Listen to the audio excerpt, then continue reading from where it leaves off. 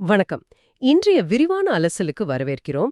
இன்னைக்கு நாம பார்க்க போறது தமிழ்நாடு அரசியலோட ரெண்டு மாறுபட்ட முகங்கள. ஒரு பக்கம் ஒரு 15 வருஷமா தன் சித்தாந்தத்துல ரொம்ப உறுதியா நின்னு ஒவ்வொரு தேர்தலையும் தனிச்சு சந்திக்கிற ஒரு தலைவர்.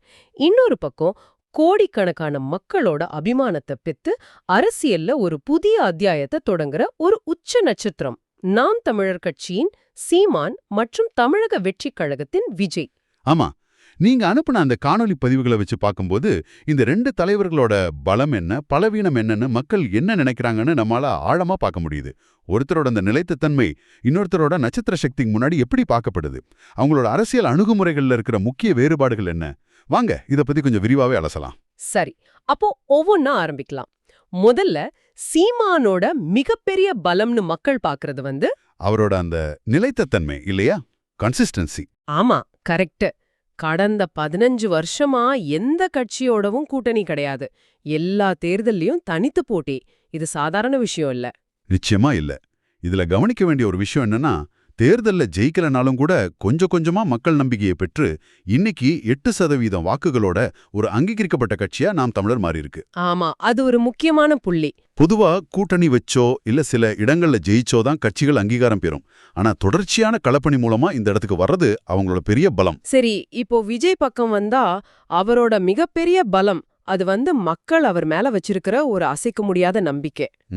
ஒரு 250 கோடி ரூபாய் மதிப்புள்ள ஒரு ஆடம்பர வாழ்க்கைய விட்டுட்டு நமக்காக அரசியலுக்கு வர்றாரு அப்படிங்கிற ஒரு பிம்பம் ரொம்ப வலுவா இருக்கு. ஆமா, அவரை ஒரு நம்பிக்கை நாயகன் மாதிரி மக்கள் பாக்குறாங்க. ஆமா, இதுல ஒரு சுவாரஸ்யமான விஷயம் என்னன்னா, அவர் மேல என்ன விமர்சனங்கள் வந்தாலும் மக்கள் மத்தியில அவருக்கு ஒரு கிளீன் இமேஜ் இருக்குன்னு சொல்லப்படுது.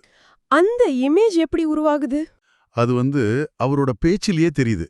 நான் ஊழல் செய்யவில்லை, வேறு யாராவது இப்படி சொல்ல முடியுமா அப்படின்னு அவர் வெளிப்படையா சவால் விடுறது அந்த பிம்பத்தை இன்னும் ரொம்ப வலுப்படுத்துது. ஓகே, அடுத்ததா கூட்டத்தை திரட்டுற விதத்துல இருக்கிற வித்தியாசத்தை பார்க்கலாம். பணம், பிரியாணி, மதுபானம்னு கொடுத்து கூட்டத்தை கூட்டுற ஒரு அரசியல் கலாச்சாரத்துக்கு மத்தியில சீமானுங்கிற ஒரு மனிதரோட பேச்சுக்காக மட்டும் ஆமா, அவரோட அரசியலுக்காகவும் ஆயிரக்கணக்கான மக்கள் கூடுறாங்க. இது 15 வருஷமா தொடருது. உண்மைதான். ஆனா தமிழக வெற்றி கழகத்தோட நிலைமையோ ஃபுல்லா டிஃப்ரெண்டா இருக்கு. எப்படின்னு சொல்றீங்க? அவங்க கூட்டத்தை கூட்ட வேண்டிய அவசியத்துல இல்ல, கூட்டத்தை கட்டுப்படுத்த வேண்டிய சூழல்ல இருக்காங்க. அது ஒரு பெரிய வித்தியாசம். ஆமா, எந்த இடத்துல கூட்டம் நடத்தினாலும் தமிழ்நாடு முழுவதில் இருந்து மக்கள் வர்றதா சொல்லப்படுது. கட்சி ஆரம்பிச்சு உறுப்பினர் சேர்க்கைக்காக விருப்ப மனுக்கள் ஆயிரக்கணக்கில் வித்து தீர்ந்தது. இது எந்த கட்சிக்கும் கிடைக்காத ஒரு வரவேற்பு. இது விஜயோட அந்த நட்சத்திர சக்தியை காட்டுது. நிச்சயமா.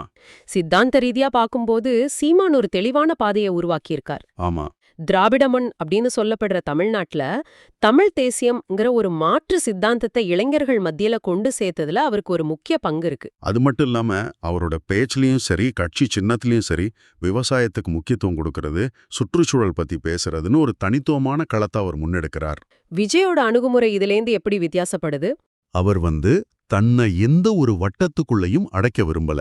ஜாதி, மதம், மொழி, இனம் இந்த எல்லா எல்லைகளையும் கடந்த ஒரு தலைவரா தன்னை முன்னெடுக்கிறார். அதாவது எல்லாருக்குமான தலைவர்ங்கிற ஒரு பிம்பம். கரெக்ட். எல்லா மக்களும் நமக்கான தலைவர்னு நினைக்கிற மாதிரி ஒரு பிம்பத்தை உருவாக்கியிருக்காருன்னு சொல்லப்படுது. இதுக்கு ஏதாவது உதாரணம் இருக்கா? இருக்கு. அந்த இஃப்தார் நிகழ்ச்சியில இஸ்லாமியர்களோட பாரம்பரிய உடை அணிஞ்சு கலந்துகிட்டதை சொல்லலாம். அது ஒரு பெரிய தாக்கத்தை ஏற்படுத்துச்சு. எப்படி? அது சமுதாயத்தில் இருக்கிற ஸ்டீரியோடைப் பார்வைகளை உடைக்கிற ஒரு தைரியமான முயற்சியா பார்க்கப்பட்டது. நான் உங்களில் ஒருவன்னு சொல்ற மாதிரி. சரி, ஊடகங்களை கையாள்றதுலயும் 2 பேருக்கும் பெரிய வித்தியாசம் இருக்கு. மலைக்கும் மடுவுக்குமான வித்தியாசம். சீமான் மணிக்கணக்கில் செய்தியாளர்களை சந்திச்சு எந்த தலைப்புல வேணும்னாலும் கேள்வி கேளுங்கன்னு பதில் சொல்றாரு. ஆமா, ஒரு ஆசிரியர் தலைவரோட பேச்ச யூடியூப்ல லட்சக்கணக்கானோர் பாப்பாங்கன்னு நிரூபிச்சதே அவர்தான். ஆனா விஜயோட பாணி இதுக்கு நேர்மாறானது. அவர் ரொம்ப அமைதியா இருந்து விமர்சனங்களை ரொம்ப எளிதா கையாளும் ஒரு கூல் தலைவரா பார்க்கப்படுறார். அது எப்படி அவருக்கு சாதகமா அமையுது? சுவாரஸ்யமே அதுதான். அவருக்காக மக்களே பேச ஆரம்பிச்சிட்டாங்க. அவருக்குன்னு ஒரு ஐடி விங் இல்லாமலேயே அவருக்காக சமூக வலைதளங்கள்ல பேச ஒரு பெரிய கூட்டம் உருவாயிருக்கு. அதனால அவரை ஒரு டிஜிட்டல் கிங் அப்படின்னே சொல்றாங்க. அப்போ அவர் நேரடியாக பேச வேண்டிய அவசியமே ஏற்படல. ஆமா, பெரும்பாலும் ஏற்படல.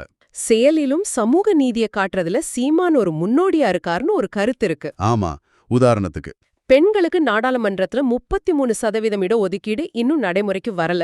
ஆனா அவர் தன் கட்சியில சட்டமன்றம், நாடாளுமன்றம் ரெண்டுலயுமே 50% இடங்களை பெண்களுக்கு ஒதுக்கியிருக்கார். அது ஒரு முக்கியமான நடவடிக்கை. அதோட பொது தொகுதிகள்ல பட்டியல் சமூகத்தினரை வேட்பாளர்களா நிறுத்துறதும் கூட. ஒரு துணிச்சலான முடிவுதான். நிச்சயமா. இப்போ விஜய பொறுத்த வரைக்கும் அவரும் ஒரு விதத்துல சமூக மாற்றத்தை கொண்டு வந்திருக்காருன்னு சொல்லப்படுது. அதென்ன? திரையரங்குகள்ல டிக்கெட்டுக்காக நின்ன இளைஞர் கூட்டத்தை நான் மக்கள் சேவை செய்கிறேன்னு சொல்லி அரசியல் பக்கம் திரும்ப வச்சிருக்காரு. இதுவும் ஒரு பெரிய சமூக மாற்றம்தான். சரி, இவ்ளோ நேரம் நம்ம பலங்களை பத்தி பார்த்தோம். இப்ப நாணயத்தோட மறுபக்கத்தை பார்க்கலாம். இருவர் மேலையும் வைக்கப்படுற முக்கிய விமர்சனங்கள் என்ன? சீமான பொறுத்தவரை அவரோட பேச்சே பலம், அதே பேச்சே பலவீனம்னு சொல்றாங்க. அத கொஞ்சம் விளக்க முடியுமா? அதாவது சில நேரங்கள்ல தேவையில்லாத விஷயங்களை பேசுறது, சில ஒப்பீடுகள் செய்யறது, இதெல்லாம் ஒருவித ஈடுபாடு வராம தடுக்குதுன்னு ஒரு விமர்சனம் இருக்கு. அதோட தனித்து போட்டியிடுறதால அவர் வாக்குகளை பிரிக்கிறாருன்னு ஒரு குற்றச்சாட்டு இருக்க. ஆமா, அது ஒரு தொடர்ச்சியான குற்றச்சாட்டு. அது வேற கட்சிகளுக்கு மறைமுகமா உதவுதுன்னு சொல்றாங்க. அது மட்டும் இல்லாம ஆடு மாடு மேய்ப்பதை அரசு வேலையாக்குவோம் மாதிரியான சில அறிவிப்புகள் பிற்போக்குத்தனமானவங்க விமர்சிக்கப்படுது. ஆமா, அது நடைமுறைக்கு சாத்தியமில்லாததுன்னு ஒரு பார்வை இருக்கு. விஜய் மீது வைக்கப்படுற மிகப்பெரிய விமர்சனம் என்ன? அவர் மக்கள் பிரச்சனைகளுக்காக களத்துல இறங்கி குரல் கொடுப்பதில்லைங்கிறது தான். அவர் இன்னும் அந்த ஆடம்பர வாழ்க்கையில தான் இருக்காரு, அடிமட்ட மக்களை சந்திக்கலைங்கிற ஒரு கேள்வி. ஆமா, அந்த கேள்வி ரொம்ப வலுவா இருக்கு. அதையும் தாண்டி அவரோட செயல்பாடுகள் எல்லாமே ஒரு வியூக வகுப்பாளர் எழுதி கொடுக்கிற ஸ்கிரிப்ட் மாதிரி இருக்குன்னு ஒரு சந்தேகம் எழுப்பப்படுது. அதாவது இயல்பா இல்லாம திட்டமிட்டு கட்டமைக்கப்படுறதா? கரெக்ட். அப்புறம் இன்னொரு முக்கியமான கேள்வி. ஊழலை ஒழிப்பேன்னு சொல்ற அவர், ஊழல் கட்சிகள்னு அவர் குறிப்பிடுற அதிமுக, திமுகவிலிருந்து வர்றவங்களை எப்படி தங்கட்சியில் இணைச்சுக்கிறார்? இது ஒரு பெரிய முரண்பாடு இல்லையா? ஆமா, இந்த கேள்விக்கு அவர் பதில் சொல்ல வேண்டிய தேவை இருக்கு. ஆக இந்த அலசலோட இறுதியில நமக்கு தெரிய வருது என்னன்னா, ஒரு பக்கம் தெளிவான சித்தாந்தத்தோட 15 வருஷமா களத்துல நிக்கிற சீமான், மறுபக்கம் அரசியலுக்கு புதியவரா இருந்தாலும் மக்கள் மத்தியில ஒரு பெரும் நம்பிக்கை நட்சத்திரமா உருவாகி இருக்கிற விஜய். ரெண்டு பேரோட பாதைகளும் வேற, பாணிகளும் வேற. ஒருவர் பேச்ச பலமா நம்புறாரு, இன்னொருத்தர் தன் அமைதியின் மூலமா மக்களின் நம்பிக்கையை பெற்றிருக்கார். இந்த ரெண்டு வித்தியாச அணுகுமுறைகளும் தமிழக அரசியல்ல என்ன தாக்கத்தை ஏற்படுத்தும்? அத நாம பொறுத்திருந்து தான் பார்க்கணும். ஒரு கேள்வியை விட்டுட்டு போறோம். ஒரு தசாப்தத்திற்கும் மேல ஒரு சித்தாந்தத்தை மட்டுமே நம்பி இதுவரை ஒரு வெற்றியை கூட பதிவு செய்யாத ஒரு தலைவரா, அல்லது தெளிவான சித்தாந்தத்தை அறிவிக்கும் முன்பே மக்களின் அசைக்க முடியாத நம்பிக்கையை பெற்ற ஒரு ஆளுமையா? நீண்ட கால நோக்குல தமிழகத்தின் எதிர்காலத்தை வடிவமைக்கிறதுல எது அதிக சக்தி வாய்ந்ததா இருக்கும்? சித்தாந்தமா அல்லது ஆளுமையா? யோசிச்சு பாருங்க.